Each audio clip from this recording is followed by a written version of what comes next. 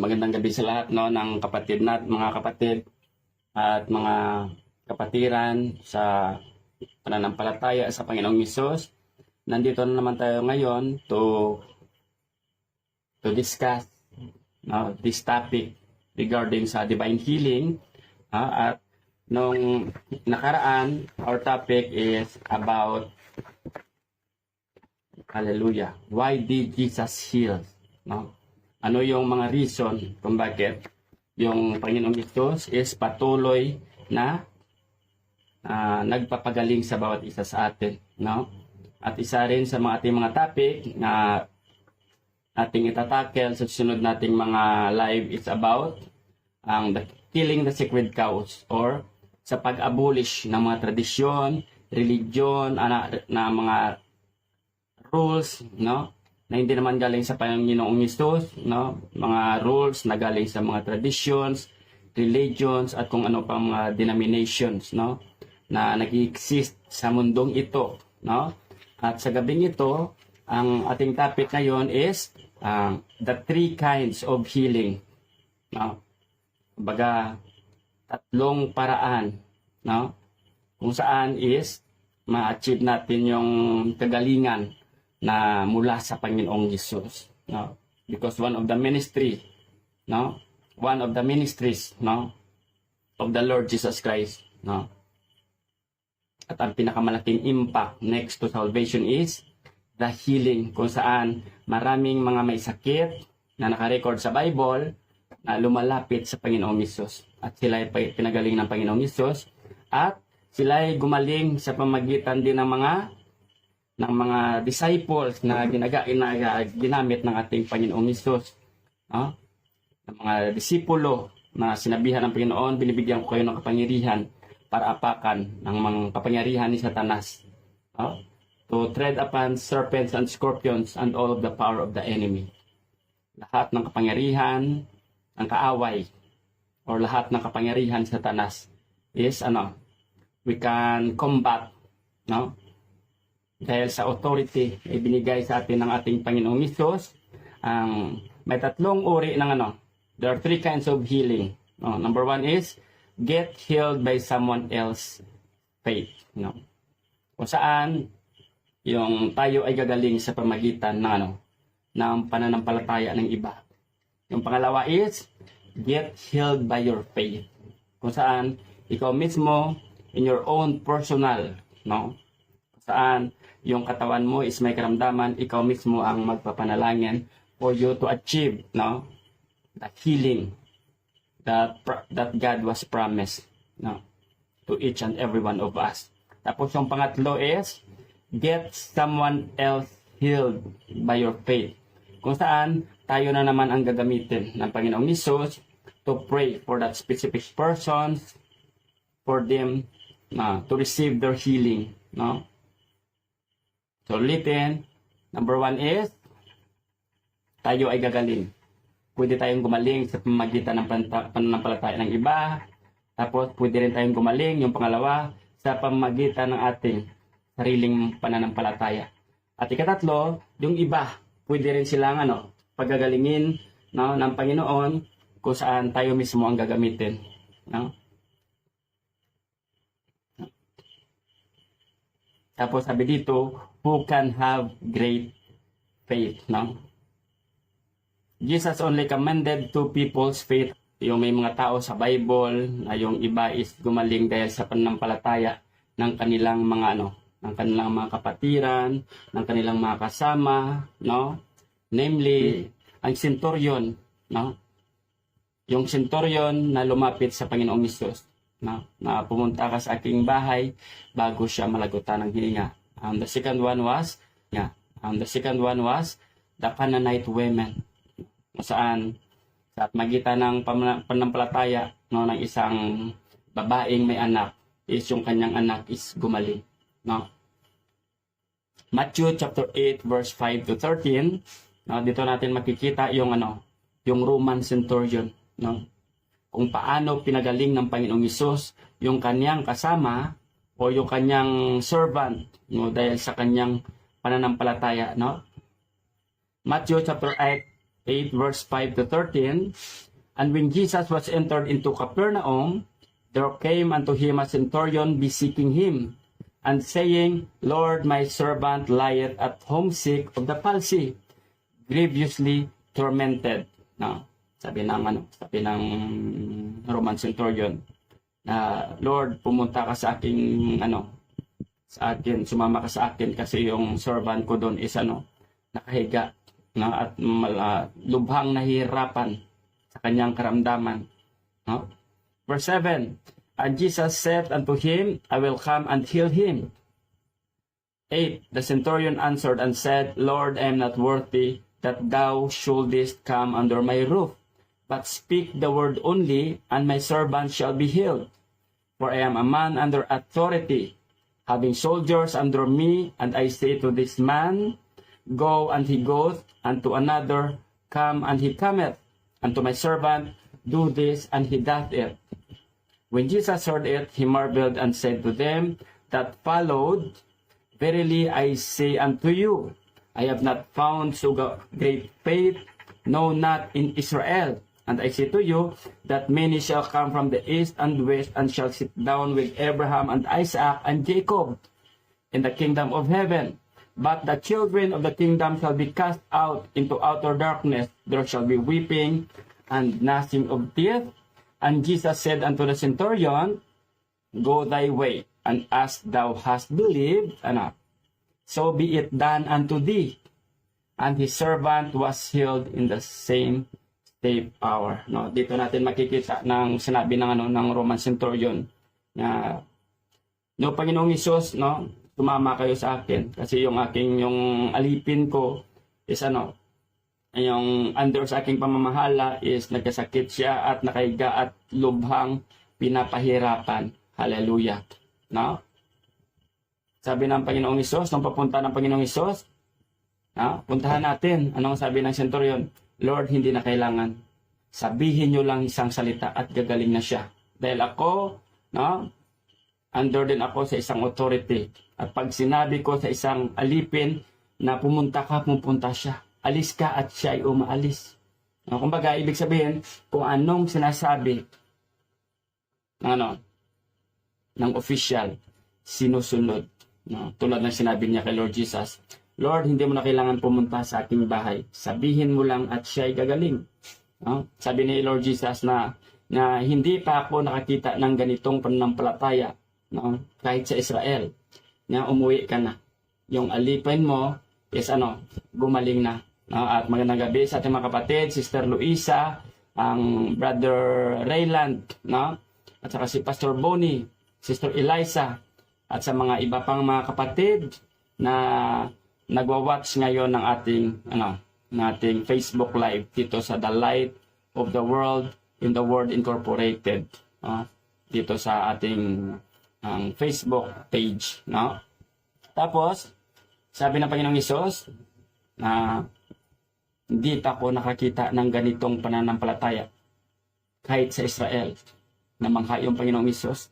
Kasi, sabi ng Panginoong Hesus, kumbaga, sabi niya dito, sa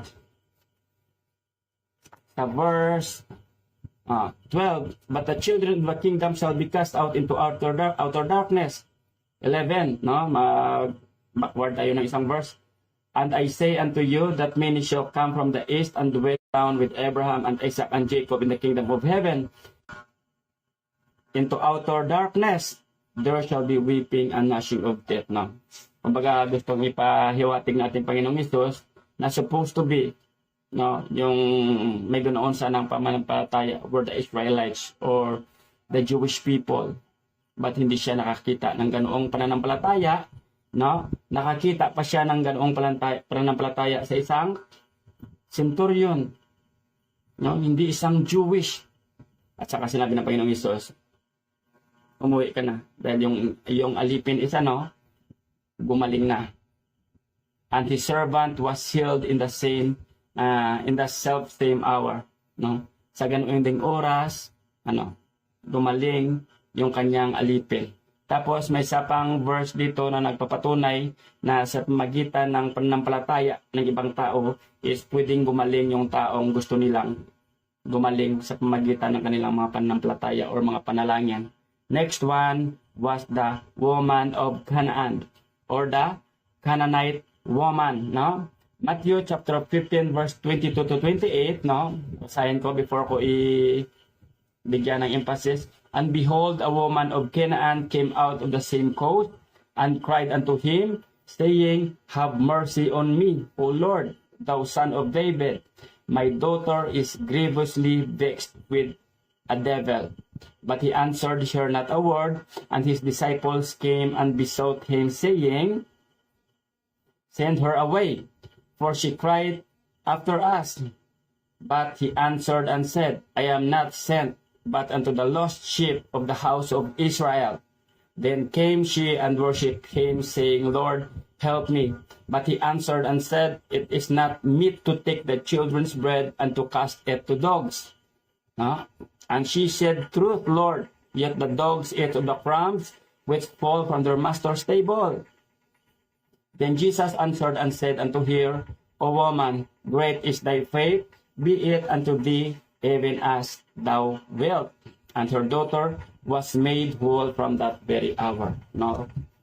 Kumbaga, dito naman, sa next scenario na makita natin sa Matthew chapter 15, verse 22 to 28, kung kanina is yung Roman centurion was eagerly seeking the Lord Jesus para yung kanyang servant is gumaling, isa naman, the woman, the next one, no, ay ang woman of Canaan or ang Canaanite woman, no, kung saan yung kanyang anak na babae is may sakit.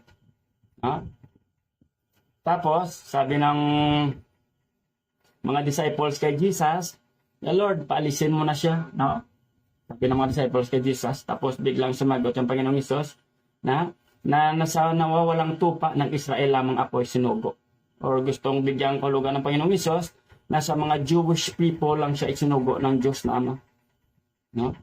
To perform miracles, for them to receive salvation, but grabe ang pananampalataya ng ina. No? Sabi niya, totoo yan, Lord.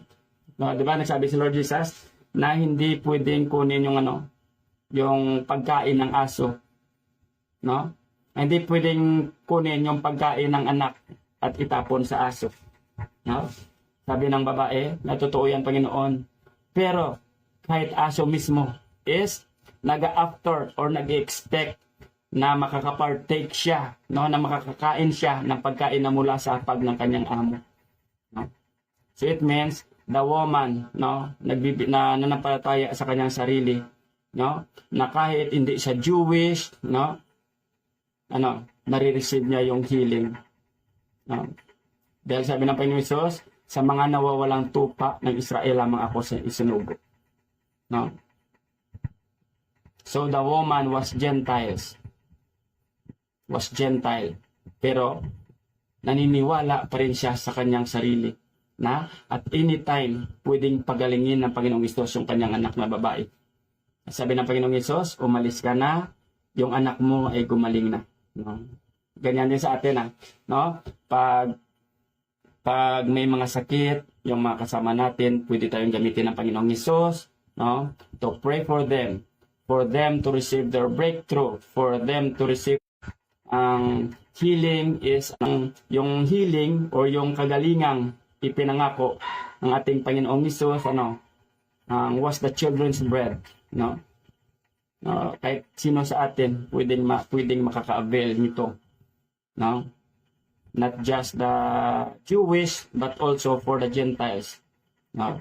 Kung magbe-base tayo sa New Covenant, because yung covenant ng Lord before was only, no, for the Jewish people of Israel. No, but the moment dumating yung ating Panginoong Hesus, no, kahit tayong mga Gentiles is naka-avail, no, ng ganitong mga pagpapala. At isa sa mga pagpapalang ito is yung healing ng ating mga katawan. No? Next one. Doon natin makikita sa ating number 1 na topic na ito. Get healed, no, or get someone else healed by your faith. No? The next one is, get held by your faith. Kung saan sa ating mismong, no, mga sarili, pwede tayong maka-achieve ng physical healing, no? Get held by your faith or get held by your own faith, no? At dito natin makikita sa the woman with the issue of blood, no? Dito natin makikita sa Matthew 9, chapter 9, verse 20 to 22, no? The woman with the issue of blood. And behold, a woman which was diseased with an issue of blood 12 years came behind him and touched the hem of his garment, no? Kung saan may isang babae na dinudugo, no? For 12 years, no? Tapos, for she said within herself, if I may but touch his garment, I shall be whole, or I shall be healed. But Jesus turned him about, and when he saw her, he said, Daughter, be of good comfort, thy faith hath made thee whole, or your faith has made you well, no? And the woman was made whole from that hour, no? Dito natin makikita, no, na yung babaeng dinudugo for almost 12 years, no, during the time ng Panginoong Hesus, it's sikat na sikat, no? Sabi ng Panginoong Hesus, sabi ng babae na dinudugo for 12 years, nahawakan ko lang kahit laylayan lang ng kanyang ng damit, is siguradong gagaling ako, no? Tapos sa ibang synoptic gospel na iba, sinabi dito na sabi ng Panginoong Hesus na sinong humawak sa akin, no? Sabi ng mga disciples, Lord, nagtaka ka pa kung bakit sinong humawak sa iyo, is maraming tao, nasa crowd tayo, no? Yung nagkakabungguan yung mga tao, tapos magtatanong ka pa kung sinong humawak sa iyo, no? Sabi ng Panginoong Hesus, no, may talagang humawak sa akin, dahil naramdaman ko mismong may kapangyarihang lumabas sa aking katawan. At nang malaman ng babae na hindi na siya wala na siyang malulusutan, no, dahil nakatingin sa kanya yung Panginoong Hesus, inamin niya, sabi ko sa aking sarili, mahawakan ko lang yung laylaya ng iyong damit, gagaling ako. At sabi ng Panginoong Hesus, no, ang daughter, be of good comfort, no? Be of good comfort. Yung paniniwala mo, yung pananampalataya mo, yun ang gumaling sa iyo. Dito natin makikita na kahit sa ating mga personal na pananampalataya is pwedeng gumaling yung ating mga sarili, no? Tapos dito rin sa Matthew chapter 9 verse 27 to 30, no? Jesus heals two blind men. Hallelujah. No? Kung saan sa verse 27 nakasulat, and when Jesus departed thence, two blind men followed him, crying and saying, Thou Son of David, have mercy on us. And when he was come into the house, the blind men came to him, and Jesus said unto them, Believe ye that I am able to do this? They said unto him, Yea, Lord. Then touched he their eyes, saying, According to your faith be it unto you. No? And their eyes were opened, and Jesus strictly charged them, saying, See that no man know it. No? Kumbaga sa senaryo naman ito, dito natin makikita na yung ating Panginoong Hesus, pinagaling yung dalawang bulag. Yung sabi nila sa Panginoong Hesus, na Thou Son of David, Jesus, no? Anak ni David, no? Maawa ka sa amin, no? Have mercy on us, no? Tapos sabi ng Panginoong Hesus sa kanila na naniniwala ba kayong may magagawa ako sa inyo, no? Naniniwala ba kayo na mapapagaling ko kayo? No, sabi nila, Yes, Lord, we believe. No? Tapos, ang hinipo ng Panginoong Hesus ang kanilang mga mata at sinabi sa kanila, according sa iyong pananampalataya, is gagaling kayo. No? According sa ating mga pananampalataya, is gagaling tayo. No? At minsan, okay to ng verse na ito, but sometimes no, yung ibang Christian is para sa kanila yung iba no is pag wala daw pananampalataya hindi nagagaling, no? Because para sa kanila na kahit ano pa yung kakapapanalangin ko sa kanila is kung wala silang pananampalataya hindi sila gagaling. But no, sa number 1 kanina is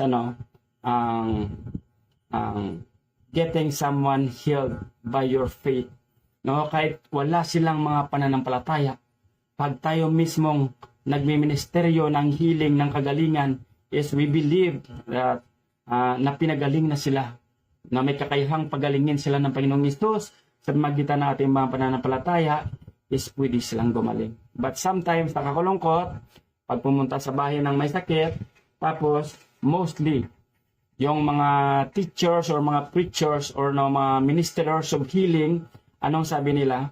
No, kahit ako dati sa hometown ko, yung mismong mag-asawang servant ng Panginoon, mismong nagsabi, kahit ano pang kapapanalangin natin sa kanila, kung wala silang pananampalataya, is hindi sila gagaling.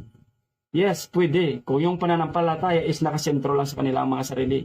But we must never forget na kahit wala silang pananampalataya, pero kung tayo mismo na may mga pananampalataya, nagagaling sila, pwede silang pagalingin ng Panginoong Hesus, no?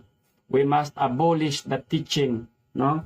We must abolish, no, the sacred cows or mga teaching na pinalaganap ng tradisyon, hallelujah, ng relihiyon, no?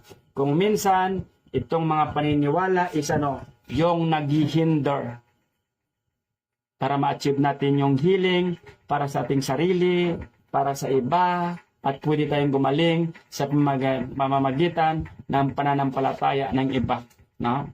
Kaya sana sa mga may sakit, pag pumunta tayo sa kanila na kung yung sitwasyon is hindi naaayon sa ating mga kagustuhan or mga iniisip, wag tayong magko-conclude na hindi naman sila gagaling because wala silang pananampalataya, no? Tapos given na nga may nagkasakit na sila, it's because of their unbelief. Kaya ang nagkasakit, no? Kasi kung yung healing or kagalingan lang nila, ang i-base lang natin sa kanilang mga pananampalataya, is paano na yung mga namatay sa Bible? O automatic wala na yung pananampalataya, no? Even si Lazarus, nakalibing for 4 days. 3 to 4 days nakalibing, mabaho na. Automatic wala na yung pananampalataya. Namatay na nga no? Pero dahil ang Panginoong Hesus mismo, no, is may pananampalataya. Lazarus, come out. No, tapos si Eutico, di ba yung nakikinig sa teaching ng one of the disciples ni Paul, di ba? Di ba? Si Eutico is naantok, nakatulog, nahulog sa bintana. Patay. No? So, kung yung kagalingan lang ni Eutico is based on her own faith, hindi na siya mabubuhay kasi nasa out of conscience na sa wala na siyang wala na siyang kung sa ilonggo pa, wala na animo, patay na. No? It's because si Paul may belief na may pananampalataya si Paul na pwedeng gumaling si Eutico at mabuhay muli. No? Di ba pagbagsak yung nakadescribe sa Bible, si Eutico parang patay na talaga. Pero nilihan siya ng ni Paul at pinagpanalangin sa pangalan ng Panginoong Hesus, nabuhay na muli si Eutico. So we must abolish that teaching na pag hindi nananampalataya, hindi gagaling. It's because kahit hindi sila nananampalataya, so tayo mismo na nagpapanalangin sa kanila is may pananampalataya, I believe gagaling yan, no? Because we have so much evidence in the Bible, no, na kahit mga patay na walang pananampalataya is nabubuhay muli, no? Kaya gusto ko yung teaching is balance natin. Kaya lang minsan, nakakalungkot, may mga ministers of healing, no? May mga ministers of healing na sa pag-pray nila, no, hindi gumaling, no, kasi nahiya naman silang aminin sa kanilang mga sarili na sa kanilang mga prayer hindi gumaling yon. Ang madalas ina-address is kahit ano yung pray ko dyan, hindi yan gagaling. It's because wala siyang pananampalataya, no? Dahil mismo nahiyang aminin sa sarili na siya mismo is walang pananampalataya, no? Sometimes nagka-cast out ng mga demons, nagka-cast out ng mga devils, no? Ilang oras na hindi pa rin lumalabas yung mga demonyo, no? Sometimes ina-address na lang ng mga tao is because of their unbelief kaya hindi lumabas. Sometimes emotion lang yan ng nadidemon possess, no? Because nahihiya sila sa kanilang mga sarili na sila mismo hindi makapag-cast out ng mga demons. Kaya palagi na lang sinisisi sa ibang tao yung mga lapses, no? Pag-pray ng may sakit, hindi magaling, walang pananampalataya yan. Nag-cast out ng demons, hindi lumabas ng demonyo, hindi yung demonyo, emosyon niya lang yun, no? Kaya dapat i-abolish natin yung mga mga paniniwalang ganyan. Dapat the more we study the Word of God, dapat lalong lalakas yung pananampalataya natin sa Panginoon. Yung mga discernment natin dapat. Kahit sa James, di ba? Sabi sa James na may nagkakasakit ba sa inyo na pwede siyang magpatawag ng mga elder sa church, kasi yung prayer ng elder sa church at sa yung pag-plus ng anointing oil or olive oil which symbolizes the blood of Jesus, pagagalingin siya ng Panginoon. So it means sa pananampalataya ng mga elders sa simbahan, ng mga pastors, ng mga believers, no, na pwedeng gumaling yung ating mga kapatid kahit sila mismo is walang pananampalataya, no? Dahil sa pananampalataya mismo natin, pwede silang gumaling, no? Kanina yung topic natin is getting someone healed by your faith, tulad ng ginawa ng centurion at nung Canaanite woman, no, sa kanyang anak. Tapos yung topic naman natin ngayon is getting healed by your faith or your personal faith. Yon yung number 2. No, para hindi tayo ma-confuse. Getting someone else healed by your faith. Yung pangalawa is getting healed by your faith mismo. No, tulad ng babaeng dinudugo for 12 years, tulad ng 2 bulag na pinagaling yung Panginoong Hesus, no? Sabi ng Panginoon sa kanila, according to your faith or according sa iyong pananampalataya is gagaling ka or gumaling ka na. Yung isa is getting healed by someone else faith, no? Or getting healed by someone else's faith, na ikaw mismo pwede kang gumaling sa pamagitan ng pananampalataya ng ibang mga kapatiran, no? Dito natin makikita sa Acts chapter 5 verse 15 to 42, no? Sa King James Version, ang summary nito is there came also a multitude out of the cities round about unto Jerusalem, bringing sick folks, no, and them which are vexed with unclean spirits, and they were healed everyone. At sinong ginamit dito ng Panginoong Hesus? To pray for them, to lay hands on them, for them to receive healing. Yung mga disciples mismo, no? Ikaw mismo pwede kang gumaling sa magitan ng pananampalataya ng ibang mga kapatiran, no? So may 3 option ko na, no? Kung maganda yung kondisyon ng katawan mo, ikaw yung gagamitin ng Panginoong Hesus para mag-pray sa kanila. Number 2, kung ikaw mismo yung may karamdaman, pwede kang ikaw mismo ang manalangin para sa iyong sarili. Or manampalataya, tulad ng babaeng dugo for 12 years, tulad ng 2 bulag na nakareceive ng kanilang sight, ng kanilang luminaw yung kanilang mga paningin, no? At saka yung isa is yung iba pwede gumaling dahil sa iyong pananampalataya.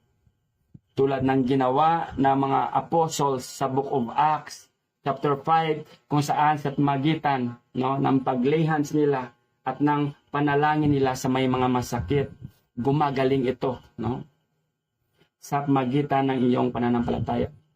At sa Book of James chapter 5 verse 14 to 16, no, i-summarize natin, sabi ni Santiago, no, mayroon bang sa inyo ng tawag ito, ang masaya, magpuri siya sa Panginoon.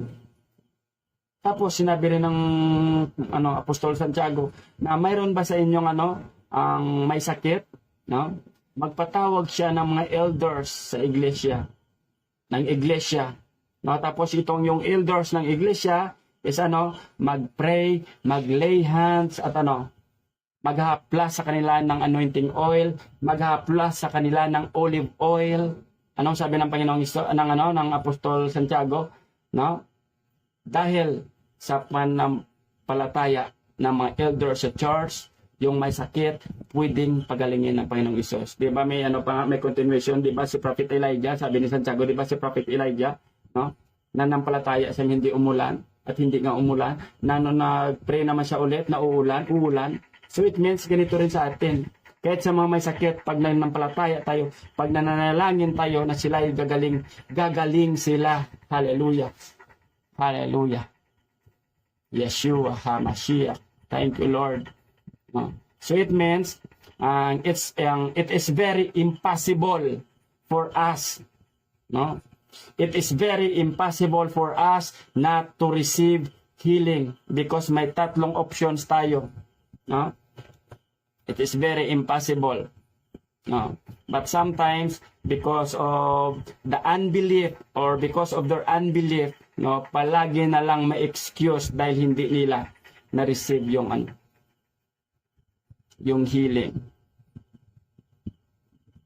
Ako, para sa akin, yung mga reason lang na hindi mo ma-receive yung healing at hindi nare-receive ng iba yung healing, hindi ka nawala sa sarili mo, may second options ka pa. Dahil sa paniniwala at sa pananampalataya ng mga kasama mo, pwede ka pa rin pagalingin ng Panginoon. At number 3, no? Hindi marireceive ng iba yung healing nila. No? Kasi wala na silang pananampalataya, ikaw mismo na nagpapanalangin, ikaw mismo walang pananampalataya. No? But sometimes, yung mga tao may excuses, no? Kasi ganito. Pero para sa akin, it is very impossible for us not to receive our healing from the Lord. Yung kagalingang pinromesa, no? Na promise ng ating Panginoong Hesus. No? But before tayo mag-prayer, no, for our closing, no, gusto kong i-remind ang iba, no, na sana yung mga we're praying ng mga aral nito about the divine healing is i-absorb natin. Because one of the ministries of the Lord Jesus Christ, healing ministry. Sa pamagitan ng iyong pananampalataya. Kaya minsan, someday sabihin ng Panginoong Hesus, saan mo ginamit yung talentong ibinigay ko sa iyo? Anong i-reason natin sa Panginoong Hesus? Lord, yung talents or ang shekels na ibinigay mo sa akin, binaon ko sa lupa. No? Anong sabi ni Lord? Unfaithful servant. No? Maraming nagkakasakit, maraming nagsasuffer kasi hindi mo sila pinagpapanalangin. Ikaw mismo nagsasuffer because hindi ka nanalangin, hindi ka nanampalataya. No? Kasi yung healing is at hand lang. Tulad ng salvation, no? At hand lang, abot kamay lang. No? But sometimes hindi natin ito ma-achieve because of our sacred cows, because of our unbeliefs. No? Kaya sana we're praying na lalo tayong lalago sa mga katuruan ng ating Panginoong Hesus. At before tayo mag-close ng ating Facebook Live is mag-pray tayo. No, our Father God in heaven, Lord, in the name of Jesus, Lord, maraming salamat, Lord, sa topic na ito. Lord, kung saan pwede mong kaming gamitin sa pagpanalangin, no, kung saan yung aming pananampalataya is yun yung gumaling sa kanila. Gagamitin mo kami, O Lord. Kung saan yung aming ring mismong pananampalataya is pwedeng gumaling sa aming mga katawan mismo. Kung saan pwede rin kaming gumaling sa pamamagitan ng pananampalataya ng iba naming mga kapatiran. Lord, imposibleng hindi namin marireceive or matatanggap yung kagalingan o yung healing, no? Pag isinasabuhay namin yung mga aral na ito. At Lord, ipaintulot po ninyo na Lord, kung may mga kapatid kaming kailangan ng healing or kagalingan, Lord, gamitin niyo po kami. Yes, Lord, hallelujah. Kahit sa aming mga kapatiran, hallelujah, may mga cancer or lagnat man, Lord, gamitin mo kami. Gamitin niyo po kami for them to receive their breakthrough, to receive their healing. At Lord, gamitin mo yung bawat isa sa amin. Hallelujah. For your own glory. Hallelujah. Salamat, Panginoon. At kahit sa mga students na nakikinig ngayon ng aming online Bible School, hallelujah. Lord, maraming salamat. Hallelujah. Salamat, O Diyos. Lord. Hallelujah. We must abolish the teaching or yung mga beliefs na si ganito or si ganoon lang or ang may gift of healing. Yes, Lord, we believe nga, Lord, lahat kami ay may gift of healing because nasa amin na, O Lord, yung banal na espiritu. No, kahit isa sa amin, kahit sino sa amin, pwede mong gamitin. Hallelujah. For them to receive their breakthrough. Because for us, we believe that everyone of us has the gift of healing. Yes, Lord, yung pagbibigay mo ng mga ganitong spiritual gifts, hindi Lord kung kay sino-sino lang. It's, Lord, we believe bawat isa sa amin. Lord, pwede kami mag-pray sa iba na may mga kapatid for them to receive their healing. Hallelujah. Salamat, Panginoon Jesus. Lord, kahit sa aral na ito, Lord, wala kaming papupurihan, wala kaming sasambahin, kundi ikaw lang sa pangalan ng Ama, ng Anak, ng Espiritu Santo, sa pangalan ng aming Panginoong Jesus, our Yeshua. Amen. No? At magandang gabi ulit sa lahat ng mga kapatid, no, sa ating online Bible School. No? Our topic for today is Divine Healing by Faith, kung saan there were 3 kinds of healing. No? Number 1 is get healed by someone else's faith. Number 2 is get healed by your own faith. At saka number 3, get someone else healed by your faith. No?